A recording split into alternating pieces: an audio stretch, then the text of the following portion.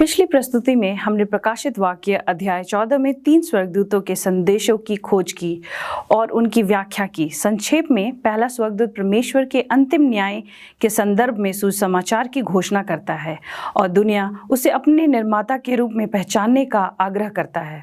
दूसरा स्वर्गदूत अंततः सुसमाचार की विजय और बाबुल के झूठे सुसमाचार के पतन की घोषणा करता है और तीसरा स्वर्गदूत अंतिम निर्णय की घोषणा करता है।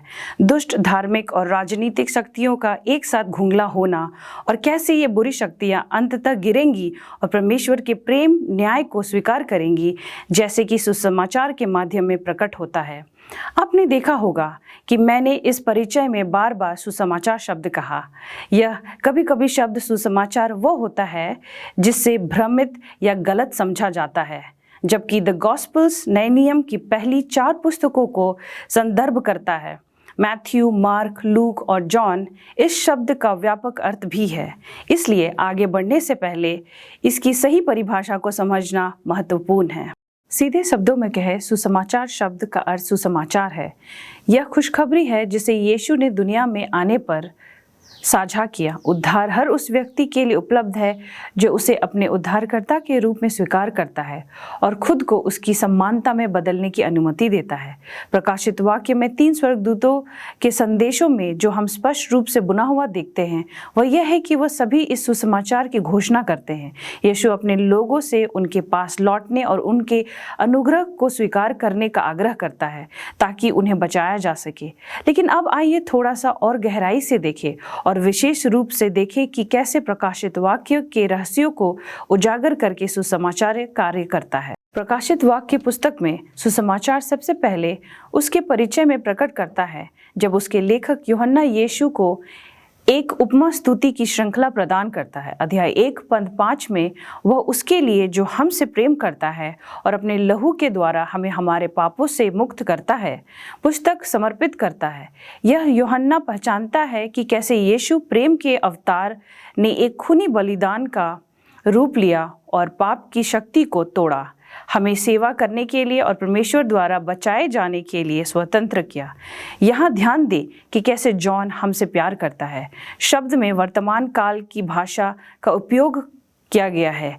वह यह नहीं कहता कि यीशु के भूतकाल में हमसे प्रेम किया या भविष्य काल में हमसे प्रेम करेगा। यह दर्शाता है कि ऐसे कोई पाप नहीं है जो हम अपने अतीत में कर सकते हैं या अपने भविष्य में करेंगे, जो हमारे प्रति परमेश्वर के प्रेम के निरंतर प्रभाव को बदल देगा। ऐसा कोई अच्छा काम भी नहीं है जो हमने किया यह करेंगे जो हमारे प्रति उसके प्रेम को बढ़ाएगा। परमेश्वर का प्रेम निरंतर है और कभी बदलता नहीं। हम केवल उनके प्रेम और अनुग्रह से बचाए गए हैं, हमारे कार्यों से नहीं। और यह है सुसमाचार। हमारे लिए क्रूस पर यीशु के मरने और हमारे पापी पतित स्वभाव को परमेश्वर के सिद्ध स्वभाव के साथ जोड़ने वाला पुल बनने के कार्य में माध्यम से सुसमाचार को संभव बनाया गया था। बाइबल कहती है कि पाप की शक्ति को तोड़ने के लिए इस यंत्र ने कैसे काम किया यह समझना हमारी समझ से परे है। और हमारी लेखन एलन वाइट ने अपनी पुस्तक डिजायर ऑफ एजेस में कहा है कि मानव जाति और स्वर्गदूत इसे समझने के लिए अनंत काल के लिए अध्ययन करेंगे। आप देखते हैं यीशु हमारे लिए क्रूस पर मरने का कार्य एक बात का विचार नहीं था या बैकअप योजना नहीं थी। जैसे परमेश्वर ने आदम हव्वा के पाप को दुनिया में प्रवेश करने के लिए चुना था, नहीं संसार में रचना से पहले सुसमाचार की कल्पना परमेश्वर ने की। यीशु जानता था कि एक दिन पाप के रूप को पराजित करना होगा और यह जानने के बावजूद भी उसे इस कारण से मरना होगा, फिर भी उसने आगे बढ़ के हमें बचाया और यह असली प्यार है। बाइबल में यीशु को अक्सर एक मारे गए मेमने के रूप में वर्णित किया गया है। पूरे पुराने नियम में हम कई पीढ़ियों में परमेश्वर के लोगों को वेदी पर मेमनों के अनुष्ठानिक बलिदान करते हुए देखते हैं। ये बहुत ही अधिक विस्तार में जानने के बिना यह परमेश्वर द्वारा अपने लोगों को यह याद दिलाने के लिए शुरू की गई एक प्रथा थी कि एक दिन मसीह उनके लिए स्थान पर आएगा और उनके पापों के लिए मारे जाएंगे। मेमनों को अपने हाथों से मारने का कार्य बहुत ही दर्दनाक है। मेमने छोटे, निर्दोष और शक्तिहीन प्राणी हैं और यीशु का मेमना होने का वास्तव में एक सर्वशक्तिमान परमेश्वर की तस्वीर को दिखलाता है जो अपने लोगों के पाप से बचाता है। प्रकाशित वाक्य की पुस्तक में यूहन्ना के लेखन का एक केंद्र विषय यीशु का मारे गए मेमने के रूप में वर्णन है।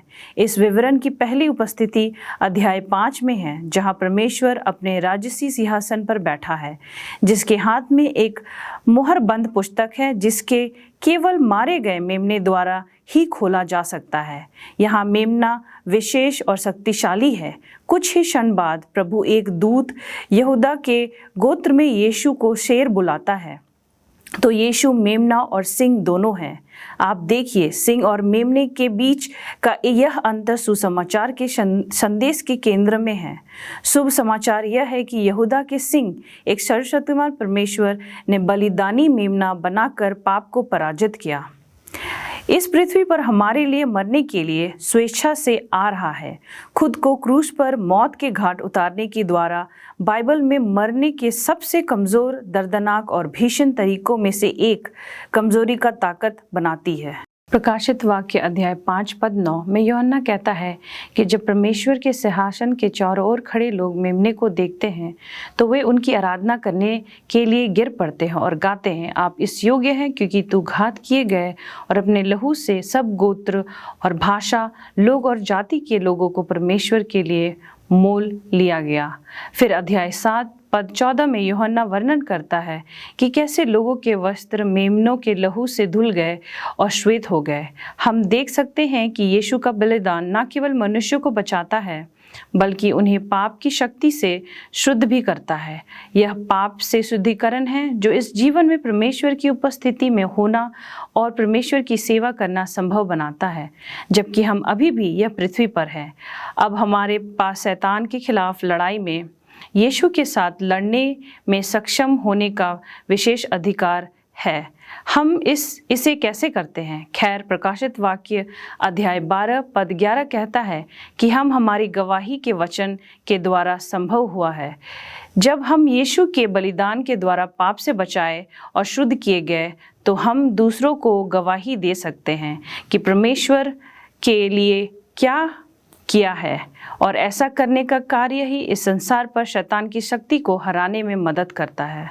हम जानते हैं कि जैसे जैसे अंत समय का संघर्ष निकट आता है, शैतान मसीही धर्म को धर्म त्यागी और वैश्विक राजनीतिक शक्तियों के साथ एकत्रित करके धोखे और उत्पीड़न के माध्यम से परमेश्वर के लोगों पर विजय पाने का प्रयास करता है। दूसरे और तीसरे स्वर्गदूतों के संदेश हमें उसकी चेतावनी देता है, लेकिन साथ ही परमेश्वर अपने अंतिम समय के लोगों के लिए हर राष्ट्र, जनजाति और भाषा से मसीह की वापसी की तैयारी के लिए बुला रहा है। इस अंतिम संघर्ष में मेमने के लहू के द्वारा ही विजय संभव है। हमें सुसमाचार संदेश को समझने की जरूरत है और इसका क्या अर्थ है।